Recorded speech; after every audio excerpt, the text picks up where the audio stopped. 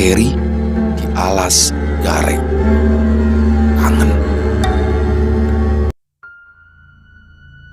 Semarang, Jawa Tengah, sekitaran tahun 2004. Hartati melangkah tergesa-gesa menuju pintu keluar bandara. Sesekali kakinya terbentur kopernya sendiri yang ia bawa secara sembarangan.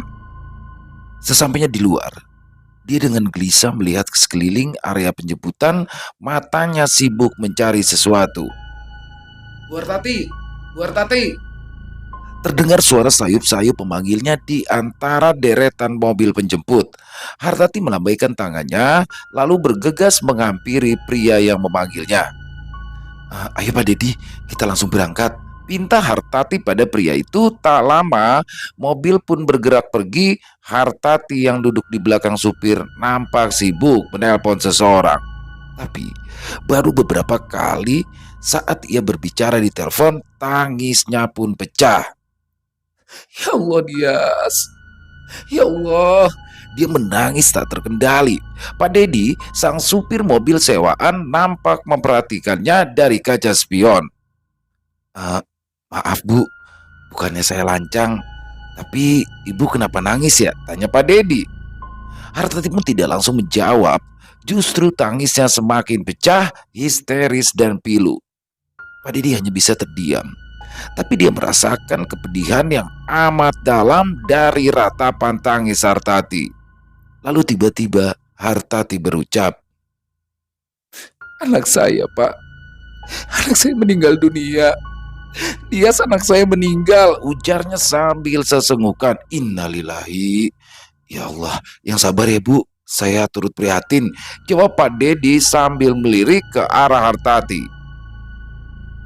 Tangis Hartati malah semakin menjadi-jadi, hingga pada akhirnya dia pun kelelahan dan hanya bisa diam termenung menatap keluar jendela mobil.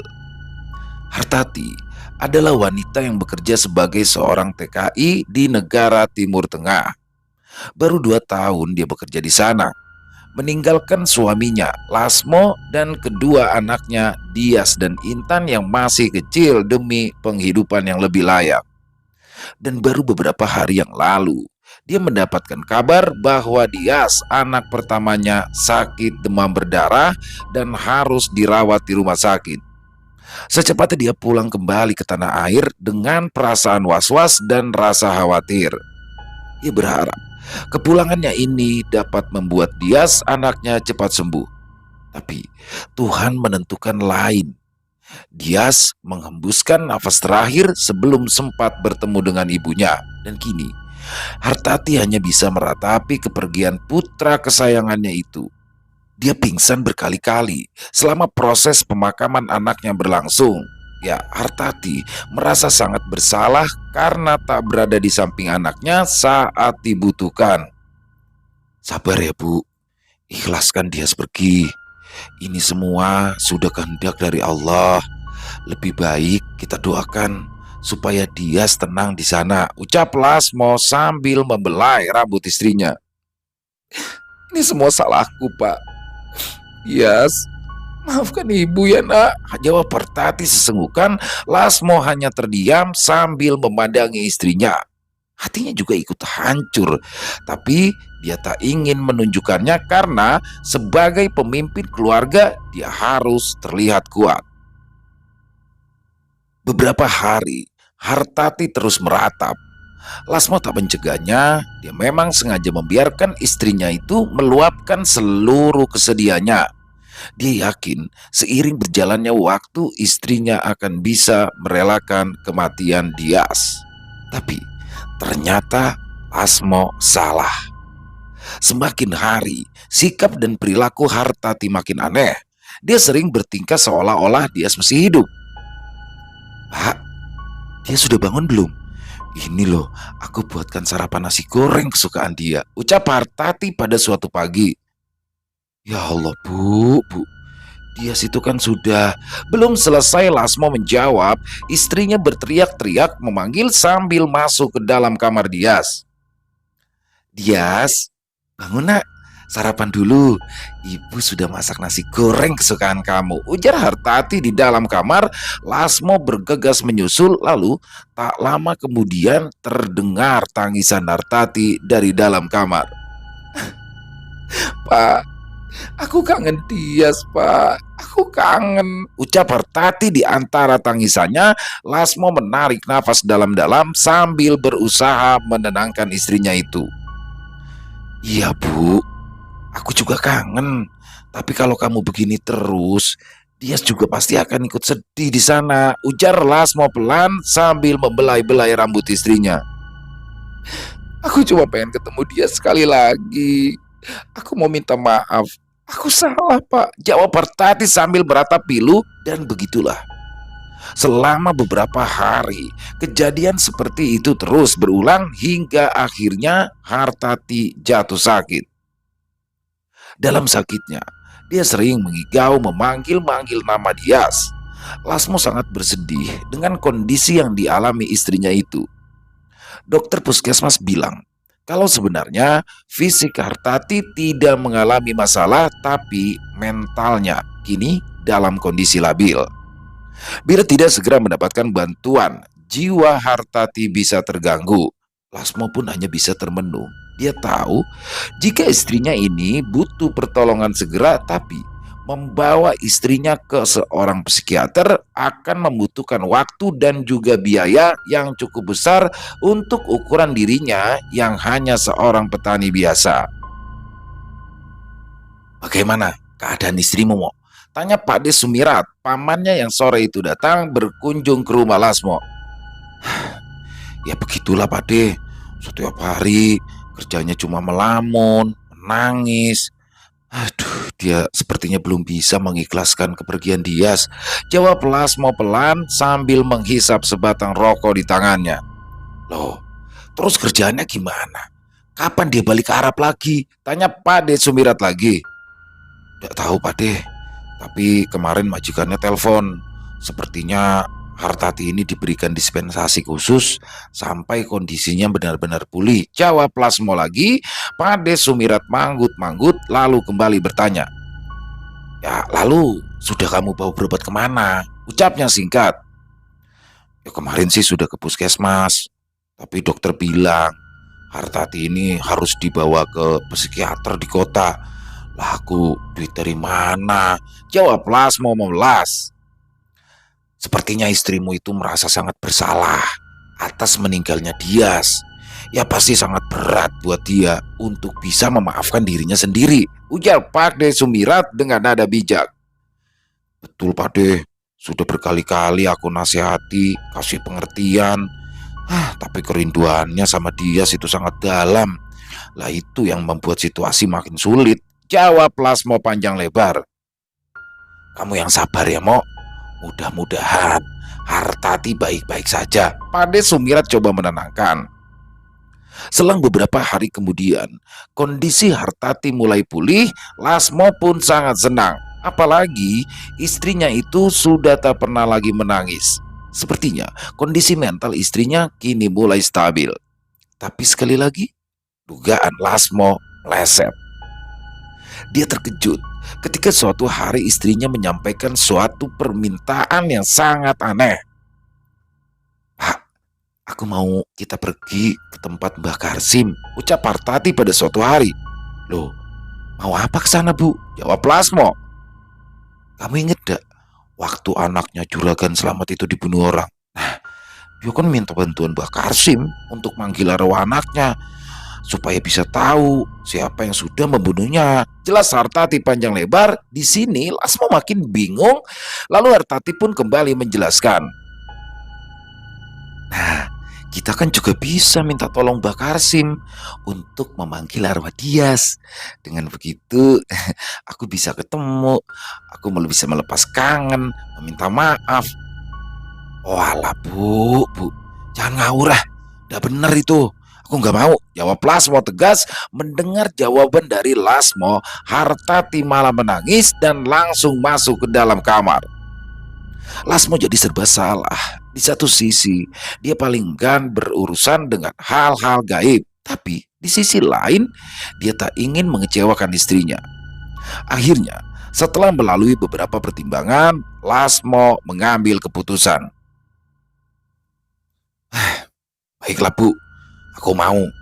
Tapi untuk kali ini saja ya, ucap Lasmo. Hartati pun berhenti menangis. Dia amat gembira kalau usulannya itu disetujui oleh suaminya. Di keesokan harinya, Hartati dan Lasmo pergi ke tempat Mbah Karsim. Mbah Karsim adalah seorang paranormal yang tinggal di desa sebelah. Rumahnya tepat berada di tepi alas gareng, sebuah hutan kecil yang terkenal angker. Singkat cerita, kini Lasmo dan Hartati telah duduk berhadap-hadapan dengan Mbah Karsim. Oh, jadi gitu ya Mbah. Saya minta tolong supaya bisa ketemu sama dia. Pinta Hartati pada Mbah Karsim. Mbah Karsim manggut-manggut pelan.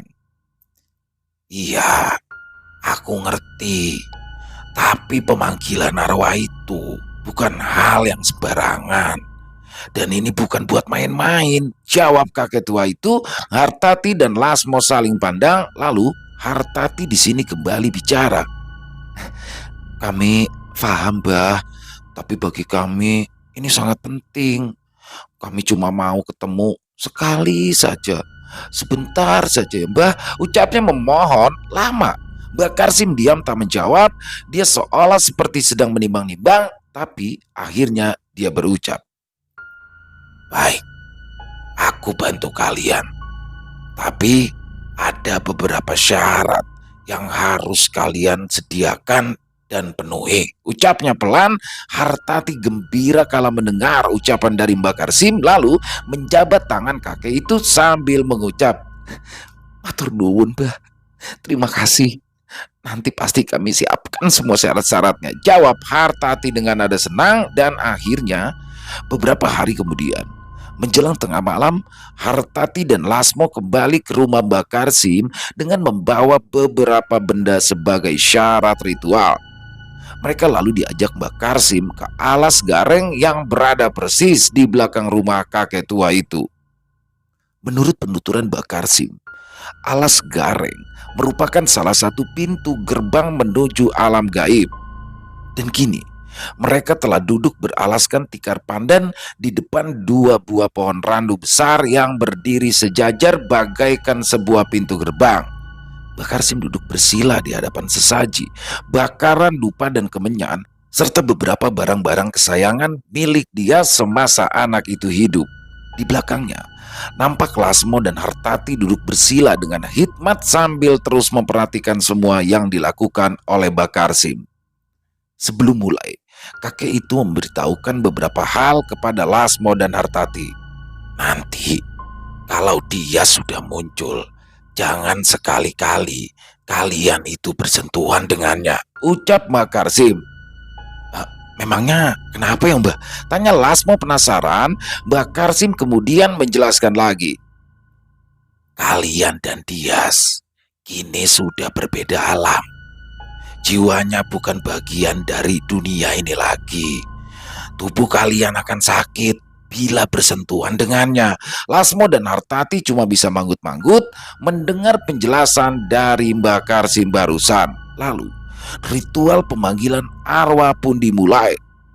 Mbah Karsim menambahkan taburan kemenyan ke atas tungku. Baunya yang menyengat langsung tercium menusuk hidung. Kemudian dia pun di sini mulai memanggil. Aku nimbale Sukmane Dias, putrane Lasmo lan Hartati. Katon wujudmu, rawuh teng mriki. Aku memanggil jiwanya Dias, anak dari Lasmo dan Hartati. Perlihatkan wujudmu, datang ke sini. Mbah Karsim terus memanggil berulang-ulang kali sambil terus menaburkan kemenyan pada tungkunya.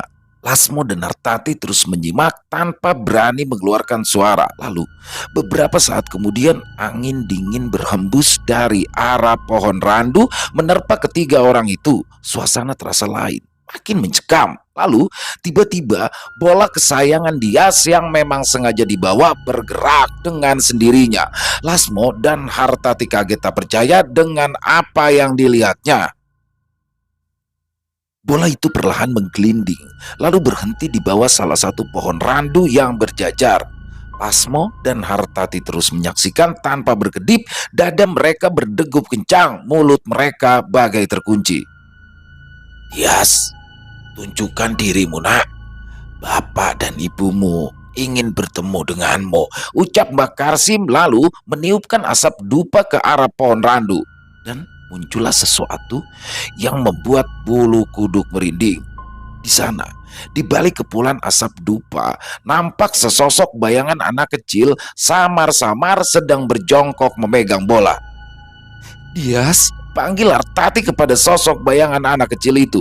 Dirinya ingin maju menghampiri tapi langsung dicegah oleh Lasmo sambil menggelengkan kepala tanda melarang. Lama, bayangan itu tak bergerak, tapi kemudian perlahan berdiri lalu maju selangkah menembus pekatnya asap dupa. Ibu, ibu, bayangan itu memanggil-manggil pelan. Muncul sosok Dias dengan wajah yang pucat, bertelanjang kaki, memakai baju yang terakhir kali ia pakai saat meninggal.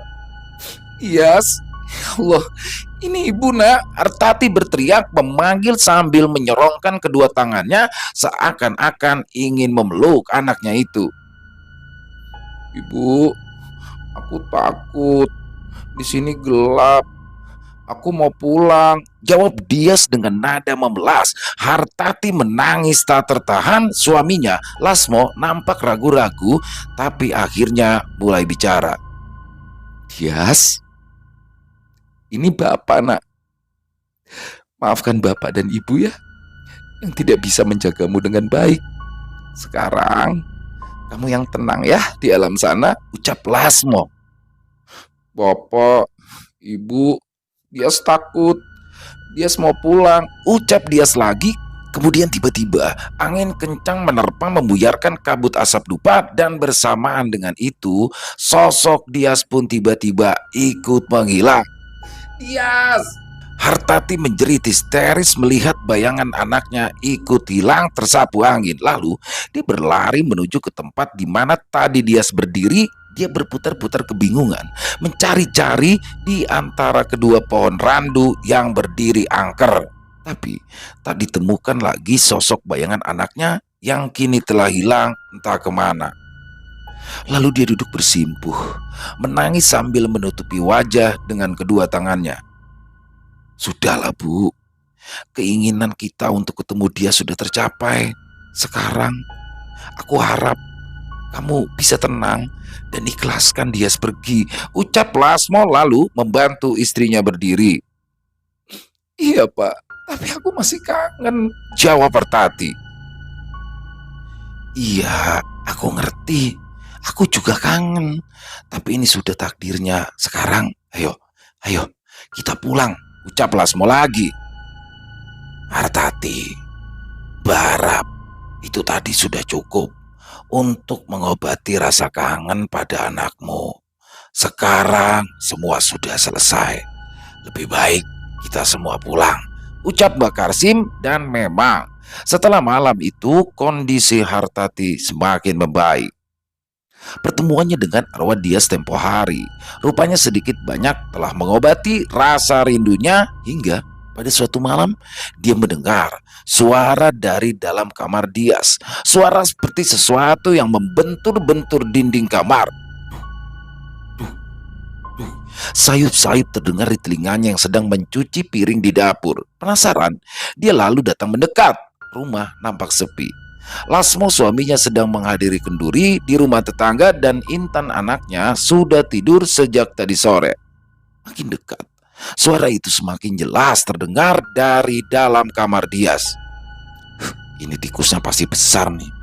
Suaranya lumayan keras. Hatinya menduga-duga ketika dia telah sampai di depan pintu kamar. Perlahan dia membuka pintu, tapi kemudian dia terkejut. Ya, ada sesuatu menyentuh kakinya. Bola kesayangan Dias nampak menggelinding dan berhenti tepat di kakinya. Kok bisa? Bola ini kan ada di dalam lemari, batinnya berucap heran. Sejenak dia terdiam, tapi kemudian bola itu diambilnya untuk dikembalikan ke tempatnya semula. Dan ketika ia hendak membuka pintu lemari, dia menjerit kaget. Ada sosok anak kecil meringkuk di pojok kamar di samping lemari itu. Sontak dia mundur, lalu bergegas keluar dari dalam kamar dengan nafas tak beraturan. Gak mungkin, dia sudah tidak ada. Aku pasti salah lihat, dia berucap lirih sambil mengatur nafas. Lalu dia teringat bola yang lepas dari genggamannya tadi. Akhirnya dengan ragu-ragu, dia kembali masuk ke dalam kamar. Diliriknya pojok samping lemari tadi kosong. Wajahnya nampak sedikit lega dan dugaannya benar. Dia tadi hanya salah lihat. Lalu dia sibuk mencari bola tadi hingga ke kolong ranjang, tapi aneh, bola itu seolah seperti menghilang. Akhirnya dengan ragu-ragu dia mencari ke satu tempat yang belum dicobanya. Masa iya sih? Batinnya bimbang. Ketika lemari kembali dibuka,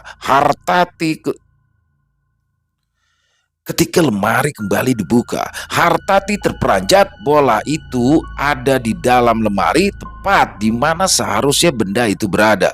Loh, tadi kan, dia termenung sambil memandangi bola itu. Mungkin aku cuma kecapean, jadi ngawur begini, batinnya sambil menutup kembali pintu lemari. Di malam berikutnya, terdengar Intan anaknya tiba-tiba menangis. Hartati dan Lasmo yang sedang duduk di teras kemudian bergegas menghampiri. Kenapa, Nduk? Kok kamu nangisnya begitu? Tanya Lasmo kepada Intan. Itu, Pak, buku gambar Intan dicoret-coret, jawabnya sambil menunjukkan buku gambarnya yang nampak habis dicoret-coret tidak karuan. Loh, kok bisa? Kan kamu sendiri yang sedang mewarnai gambar. Memang kalau bukan kamu, terus sama siapa? Tanya Hartati pelan. Sama Mas Dias, jawab bocah berusia 5 tahun itu sambil terus menangis. Lasmo dan Hartati terperanjat kaget lalu saling memandang. Sejenak mereka terdiam, tak tahu harus berbuat apa lagi. Kemudian Lasmo coba menenangkan suasana. Ya sudah, nanti Bapak belikan yang baru. Kamu sudah jangan nangis lagi ya, ucapnya sambil tersenyum. Tapi Hartati masih tertegun memandangi buku gambar yang penuh dengan coretan itu. Pikirannya berkecamuk. Dia sebenarnya mulai tak nyaman. Ingin sekali dia menceritakan kejadian tentang bola di kamar kemarin malam, tapi dia takut justru akan memperkeruh suasana. Namun itu semua tak hanya berhenti sampai di situ. Di keesokan paginya, Hartati yang sedang memasak mendengar seseorang masuk ke dalam kamar mandi. Dia yang berdiri membelakangi mengira jika itu adalah Lasmo suaminya. Lalu kemudian terdengar suara seperti orang yang sedang mandi sambil bersenandung kecil. Hartati kaget. Suara dan lagu senandung itu persis seperti yang biasa dia dengar saat dia sedang mandi. Astagfirullah. Hartati berhenti sejenak. Lalu dia fokus menyimak suara itu. Perasaannya campur aduk, di hatinya timbul rasa takut. Tapi di sisi lain dia merasa senandung itu mengobati kerinduannya. Akhirnya dia mendekat ke pintu kamar mandi. Perlahan-lahan coba didorongnya pintu itu, ternyata tak terkunci. Dan ketika pintu terbuka lebar, suara guyuran air sontak terhenti, menyisakan gayung yang masih nampak terombang-ambing di atas air yang beriak keras. Dia terkejut, bingung dengan apa yang baru saja dia alami, dan dia sangat yakin dengan apa yang didengarnya tadi. Tapi dia tak mampu mencari penjelasan atas semua kejadian ini. Akhirnya dia lebih memilih diam. Hingga malam harinya, saat dia sedang tertidur, sayup-sayup didengarnya suara memanggil-manggil.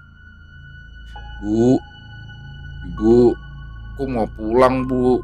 Hartati terbangun kalau mendengar suara yang sangat dikenalnya itu. Di sampingnya, sang suami masih tertidur pulas. Anaknya Intan juga dilihat masih terlelap. Namun, suara itu kembali terdengar. Bu, aku mau pulang. Perlahan, Hartati bangun meninggalkan anak dan suaminya di tempat tidur. Dia berjalan menuju sumber suara yang ternyata berasal dari luar rumah. Sesaat dia ragu, lalu perlahan-lahan membuka pintu. Kemudian dia tertegun kala melihat apa yang ada di luar sana. Dias berdiri di halaman rumah di tengah gelapnya malam. Wajahnya pucat, bertelanjang kaki menatap ke arahnya dengan pandangan kosong. Dias panggil Hartati dengan lirih lalu perlahan melangkah keluar. Tapi tiba-tiba sosok Dias berbalik badan dan melangkah pergi. Hartati terkejut. Lalu ia berusaha mengejar sambil terus memanggil-manggil nama Dias. Tapi baru beberapa langkah saja tiba-tiba pundaknya ditepuk dari belakang. "Bu, kamu ngapain di sini?" Lasmo, suaminya, tiba-tiba sudah ada di belakangnya. Hartati terkejut, sedikit gugup. Dia ingin menceritakan apa yang barusan dilihatnya, tapi dia takut suaminya tak percaya. Itu Pak, tadi aku dengar ada suara binatang mau ganggu ayam-ayam kita," jawab Hartati sekenanya, berharap suaminya tak curiga. "Ya sudah, nanti biar aku yang periksa. Sudah, kamu masuk saja, dingin ini di luar," balas suaminya. Hartati beranjak masuk sambil melongok ke arah sosok Dias menghilang tadi. Tapi tak ada apa-apa di sana selain gelapnya malam yang semakin pekat. Di beberapa hari berikutnya, sempat tak ada lagi kejadian-kejadian aneh yang menimpa diri Hartati dan keluarganya. Dia mulai sedikit tenang, tapi juga rindu dengan semua kejadian itu yang malah mampu membangkitkan sejumlah kenangan. Diam-diam, dia sangat yakin kalau semua peristiwa itu adalah sebuah tanda dari kehadiran sosok Dias anaknya. Hingga pada suatu hari menjelang maghrib, Intan anaknya yang sedang bermain sepeda di depan rumah tiba-tiba menghilang. Hartati yang sejak tadi sibuk di dalam rumah nampak terkejut dan panik kala mengetahui Intan yang sudah tak ada lagi di tempatnya. Akhirnya dia dan Lasmo suaminya bergegas mencari ke sekitaran rumah dengan perasaan panik. Namun mereka tetap tak bisa menemukan anak itu. Lalu dalam situasi kebingungan, tiba-tiba dari kejauhan datang seorang tetangganya sambil menggendong Intan. "Ya Allah, Mas Jarot, ketemu Intan ini di mana?" tanya Hartati menyambut kedatangan keduanya. "Ini loh, tadi saya sedang cari rumput di alas gareng. Saya lihat si Intan ini main sendirian dekat pohon randu besar. Ya langsung aja saya ajak pulang," jawab Mas Jarot. Lasmo dan Hartati kaget kala mendengar penjelasan Mas Jarot barusan. Ya, sangat tidak masuk akal. Intan hilang baru saja beberapa saat, sedangkan jarak antara rumah mereka dengan alas gareng cukup jauh. "Intan, kamu kok bisa sampai sana sih, Nak?" tanya Hartati menyelidik. Intan menjawab dengan jawaban yang membuat semua orang terdiam. "Diajak sama Mas Dias." Hartati memandang ke arah suaminya, lalu berucap lirih. "Dias," ucapnya pelan. "Hus, jangan ngaco kamu," balas Lasmo sedikit sewot. Ya sudah, Mas Jarot terima kasih ya," ucap Lasmo sengaja mengalihkan pembicaraan lalu bergegas mengajak Intan masuk ke dalam rumah. Hartati mengikuti dari belakang, tapi dalam hatinya yakin sosok Dias telah hadir kembali dalam kehidupan mereka. Hari berikutnya, nampak Lasmo sedang duduk berbincang dengan Pak De Sumirat di teras rumah. "Bagaimana keadaan istrimu sekarang, Mo?" tanyanya sambil menghirup kopi dari gelasnya. "Alhamdulillah Pak De, sekarang sudah mulai normal," jawab Lasmo. "Ya syukurlah, mudah-mudahan seterusnya dia akan baik-baik saja dan bisa segera kembali berangkat kerja," sambung Pak De Sumirat lagi, tapi wajah Lasmo nampak murung, seolah seperti ada sesuatu yang mengganggu pikirannya. Dan semua itu tak luput dari perhatian Pak De Sumirat yang duduk tepat di hadapannya. "Kamu itu kenapa, Mo? Kok sepertinya ada yang sedang kamu pikirkan?" tanya sang Pak De. Lasmo menarik nafas dalam-dalam, kemudian mulai bicara. "Akhir-akhir ini kami itu sering mengalami kejadian-kejadian aneh, Pak De. Dan itu sangat mengganggu pikiranku," jawab Lasmo memelas. "Aneh? Maksudmu aneh bagaimana?" tanya Pak De Sumirat penasaran. Lalu kemudian Lasmo menceritakan tentang semua kejadian yang dialami keluarganya. Tentang buku Intan yang dicoret-coret, tentang Intan yang hilang dan ditemukan di alas gareng, juga tentang istrinya yang malam-malam keluar karena merasa ada yang memanggil. Ternyata Malam itu saat istrinya keluar rumah, dia juga sayup-sayup mendengar suara itu. Diam-diam, dia ikuti istrinya sampai keluar dan dia juga melihat sosok Dias berdiri di luar sana. Ini mesti ada yang gak beres, Mo. Pasti ini ada yang salah, ucap Pade Sumirat sesaat setelah Lasmo selesai bercerita. Nah, itu dia, Pade. Aku itu sampai punya pikiran. Jangan-jangan itu bener Dias yang kembali datang ke rumah ini. Aduh, aku jadi bingung, balas Lasmo dengan nada lesu. Ya ndak mungkin, Tomo. Mana ada orang sudah meninggal bisa hidup lagi.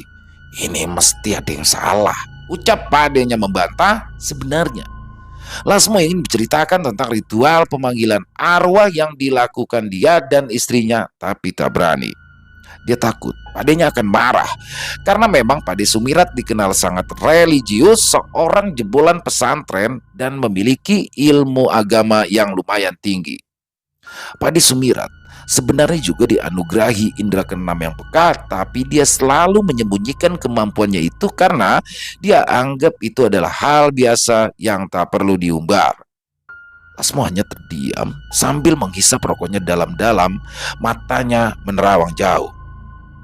Ya sudah, kamu yang sabar dulu. Jangan punya pikiran yang macam-macam. Nah, kalau begitu aku pamit dulu. Salam buat istrimu ya. Sang Pade coba menenangkan, lalu kemudian pamit pulang. Tapi tengah malam saat Lasmo terbangun, dia tidak menemukan istrinya ada di sampingnya. Nampak hanya ada Intan yang sedang tertidur pulas. Bu, kamu di mana? Lasmo memanggil-manggil istrinya, tapi tak ada jawaban. Perasaannya pun mulai tak enak. Kemudian ia pun keluar rumah mencoba mencari istrinya di sekitaran situ, namun yang ada hanya gelapnya malam dan hawa dingin yang menusuk. Ya Allah, kemana dia? Apa jangan-jangan dia berucap lirih dengan nada penuh kekhawatiran, lalu dia berusaha mencari ke seluruh penjuru kampung, tapi sia-sia. Dalam kebingungan, akhirnya dia bergegas ke rumah Pade Sumirat yang letaknya memang tak jauh dari rumahnya untuk meminta bantuan. Tok tok tok, tok tok tok. Assalamualaikum, Pade. Ini aku Lasmo, teriak Lasmo sambil mengetuk pintu dengan rasa panik. Waalaikumsalam, terdengar suara Pade Sumirat dari dalam. Loh, Mo, ada apa malam-malam begini? Tanya sang Pade yang kini berdiri di depan pintu. Ketiwasan, Pade. Hartati hilang. Aduh, dia ndak ada di rumah, jawab Lasmo panik. Walah, ya wis, ayo cepat kita cari. Biar Intan nanti budemu aja yang jaga, balas Pade Sumirat. Lasmo nampak ragu. Pade Sumirat heran melihat tingkah Lasmo. Loh, kenapa diam saja? Ayo, ajak Pade Sumirat. Anu Pade, sebenarnya ada yang mau saya ceritakan terlebih dahulu, jawab Lasmo sungkan. Lalu kemudian Lasmo pun menceritakan tentang dirinya dan juga Hartati yang sudah melakukan ritual pemanggilan arwah di Bantung Mbah Karsim di Alas Gareng tempo hari. Astagfirullah. Kenapa kalian melakukan hal seperti itu? Itu sangat berbahaya. Resikonya tinggi, ucap Pade Sumirat geleng-geleng kepala. Lasmo hanya bisa menunduk pasrah, tak berani menatap Padenya yang marah. Pade Sumirat kembali masuk ke dalam rumah. Lalu dia melakukan sholat sunnah, kemudian diambilnya sebotol air putih, lalu duduk bersila sambil berzikir di hadapan botol itu. Lasmo menunggu di teras dengan rasa gelisah dan panik. Tapi tak lama kemudian Pade Sumirat nampak telah menyelesaikan zikirnya. Ayo, sekarang kamu ikut aku. Mudah-mudahan kita belum terlambat, ajak Pade Sumirat bergegas. Dia nampak membawa sebotol air putih tadi. Kita mau kemana, Pade? Terus itu botol buat apa? Tanya Lasmo penasaran. Alas Gareng, istrimu ada di sana. Ini air putih buat bekal, jawab Pade Sumirat lagi. Lasmo terkejut. Ya, persis seperti dugaannya. Dia memang telah mencurigai tempat itu semenjak peristiwa hilangnya Intan. Akhirnya mereka telah sampai di Alas Gareng. Pade Sumirat langsung mengajak Lasmo menuju pohon randu besar yang terlihat berjajar. Dan benar saja, Di sana, persis di bawah salah satu pohon randu itu nampak seorang wanita tengah duduk bersimpuh membelakangi mereka seolah-olah sedang memangku sesuatu. Ya Allah Hartati, teriak Lasmo begitu melihat istrinya ada di sana. Dia bergegas menghampiri istrinya itu, namun cepat dicegah oleh Pade Sumirat. Jangan, tunggu dulu. Istrimu itu tidak sendiri. Coba perhatikan baik-baik, ucap Pade Sumirat yang membuat gerakan Lasmo terhenti. Dan benar saja, ketika Hartati menengok dan berbalik badan, ternyata ia sedang memangku sesosok makhluk. Sosok kecil bertelinga lancip dengan kepala botak licin, matanya besar, ada taring kecil di sudut bibirnya, dan hanya mengenakan sebentuk kain penutup seperti popok. Astagfirullah. Lasmo dan Pade Sumirat istighfar hampir berbarengan, bergidik ngeri kala melihat apa yang ada di pangkuan Hartati. Pade, itu apa Pade? Tanya Lasmo penasaran. Ya aku juga tidak tahu. Sepertinya itu salah satu makhluk penunggu alas gareng. Hati-hati, makhluk itu sepertinya berbahaya, ucap Pade Sumirat. Lalu sekarang bagaimana Pade? Tanya Lasmo panik. Tunggu sebentar, kita tidak boleh sembarangan. Takut nanti Hartati bisa celaka, jawab Pade Sumirat. Kemudian Pade Sumirat nampak fokus, memejamkan mata sambil melafalkan doa-doa dengan tangan tetap menggenggam botol air putih tadi. Lasmo hanya diam, tak berani bersuara. Setelah beberapa saat, Pade Sumirat nampak manggut-manggut, kemudian dia membuka matanya. Kamu tunggu di sini. Tunggu apa-apa dariku, perintah Pade Sumirat. Lalu dia maju mendekat ke arah pohon di mana Hartati berada. Melihat ada yang datang, sosok makhluk kerdil itu nampak tidak senang. Dia menyeringai, memperlihatkan barisan taringnya yang tajam mengerikan. Matanya melotot menatap marah ke arah Pade Sumirat. Pade Sumirat menghentikan langkahnya, lalu ia mulai bicara. Hei, makhluk jahat, lepaskan Hartati. Biarkan dia pergi dan jangan berani ganggu dia lagi, ucapnya lalu membuka tutup botol sambil khusyuk melafazkan doa-doa. Makhluk itu lalu turun dari pangkuan Hartati, kemudian berdiri persis di hadapan Pade Sumirat. Hartati hanya terdiam, menatap kosong bagaikan terhipnotis, dan tiba-tiba makhluk itu bergerak seolah ingin menyerang Pade Sumirat. Namun ketika Pade Sumirat mencipratkan air putih yang ada di dalam botol, makhluk itu meraung-raung kesakitan. Makhluk kerdil itu nampak sangat marah. Dia menjerit melengking mengeluarkan suara yang aneh. Lalu kemudian terjadilah sesuatu yang membuat bulu kuduk merinding. Dari balik pepohonan dan semak belukar muncul makhluk-makhluk serupa yang jumlahnya sangat banyak. Hingga dalam waktu singkat, Pade Sumirat kini telah dikelilingi oleh puluhan makhluk kerdil.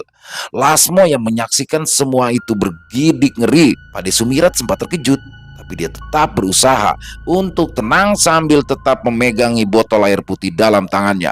Makhluk-makhluk itu perlahan mendekat, seolah-olah siap menerkam dan mengoyak dengan taring yang tajam. Pade Sumirat tetap diam diri seolah seperti sengaja menunggu. Dan ketika kumpulan makhluk itu berjarak tinggal beberapa langkah lagi darinya, tiba-tiba dia bergerak dengan cepat. Bismillah, Allahu Akbar. Pade Sumirat berteriak keras sambil menyiramkan air putih dalam botol ke arah makhluk-makhluk itu. Kumpulan makhluk itu menjerit kesakitan.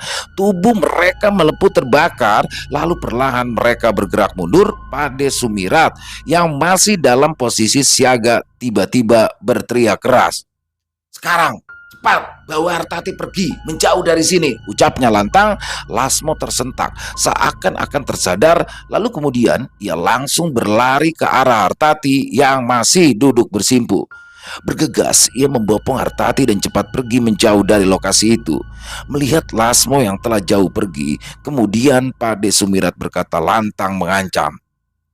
Jangan berani-berani kalian mengganggu Hartati lagi, atau kalian semua akan aku musnahkan, ucapnya sambil mengacungkan botol airnya.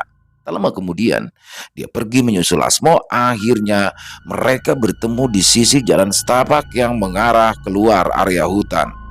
Ayo, sekarang kita bawa istrimu pulang, ucap Pade Sumirat kepada Lasmo yang sedang membopong istrinya. Singkat cerita, kini mereka telah sampai di rumah Lasmo. Kemudian dia cepat masuk lalu bergegas merebahkan istrinya di dalam kamar. "Ambilkan aku air putih," pinta Pade Sumirat kepada Lasmo. Lasmo ke dapur kemudian kembali sambil membawa apa yang padenya minta. Pade Sumirat lalu berkomat kamit membaca sesuatu di bibir gelas air putih. Kemudian dicipratkan ke wajah Artati yang sejak tadi masih terus menatap kosong bagai terhipnotis. Tak lama berselang, wanita itu terentak seakan tersadar, kemudian tiba-tiba menjerit sambil berkata, "Dias, mana Dias? Di mana anakku?" Ucapnya seperti orang yang kebingungan. Lasmo yang bergegas. Lasmo bergegas menghampiri dan merangkul istrinya yang masih nampak kebingungan. "Pak, Dias mana? Tadi ada di pangkuanku. Tadi Dias ada di sini," ucapnya seperti orang panik. Pade Sumirat tak tinggal diam. Dia kemudian mengusapkan sisa air putih yang ada di gelas ke wajah Hartati lalu memencet pundak kanan wanita itu. Sontak Hartati meringis kesakitan lalu terkulai lemas, tergeletak tak berdaya. "Sudah, biarkan dia istirahat. Mudah-mudahan saat terbangun nanti dia sudah pulih," perintah Pade Sumirat. "Lalu selanjutnya bagaimana, Pade? Apa Hartati sudah benar-benar aman?" tanya Lasmo penasaran. "Ya, untuk malam ini dia aman. Nanti akan aku pagari rumah kalian agar tidak ada lagi yang bisa ganggu," jawab Pade Sumirat. "Itu tadi makhluk apa ya, Pade?" ucap Lasmo yang masih gemetaran. Pade Sumirat tak langsung menjawab. Dia seperti sedang fokus merasakan sesuatu, lalu kemudian barulah dia menjelaskan panjang lebar. "Itu tadi sepertinya makhluk-makhluk peliharaan untuk pesugihan. Mereka itu yang biasa dipelihara orang untuk mendapatkan kekayaan," ucap Pade Sumirat. "Apa itu yang disebut tuyul ya, Pade?" tanya Lasmo lagi penasaran. "Ya mungkin semacam itu.